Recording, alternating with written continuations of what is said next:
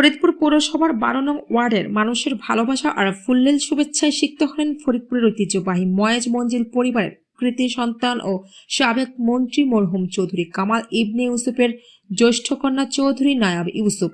প্রতিনিধি মাহবুব চিস্তি জানান, ফরিদপুর মহানগর বিএনপির আয়োজনে শনিবার বিকেল থেকে রাত পর্যন্ত 12 নং ওয়ার্ড বিএনপির উদ্যোগে গোয়ালচামট মোল্লাবাড়ি সড়ক এলাকায় 6টি স্থানে সাবেক প্রধানমন্ত্রী দেশনেত্রী বেগম খালেদা জিয়ার রুহের মাগফিরাত কামনায় আলোচনা সভা ও দোয়া মাহফিল অনুষ্ঠিত হয়েছে। এ সময় অনুষ্ঠানে প্রধান অতিথি হিসেবে উপস্থিত থেকে বক্তব্য রাখেন ফরিদপুর সদর 3 সদর আসনের বিএনপি মনোনীত সংসদ সদস্য পদপ্রার্থী চৌধুরী নায়াব ইউসুফ। আলোচনা সভার প্রধান বক্তা হিসেবে বক্তব্য রাখেন ফরিদপুর মহানগর বিএনপির আহ্বায়ক AFM কায়ুম জঙ্গি।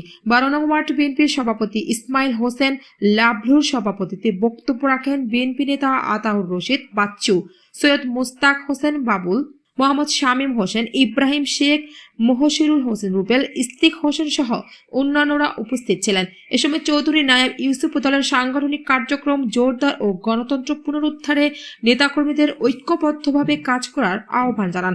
আলোচনা সভা শেষে সাবেক প্রধানমন্ত্রী দেশনেত্রী বেগম খালেদা জিয়ার রুহের মাগফিরাত কামনা করে বিশেষ দোয়া মোনাজাত করা হয়।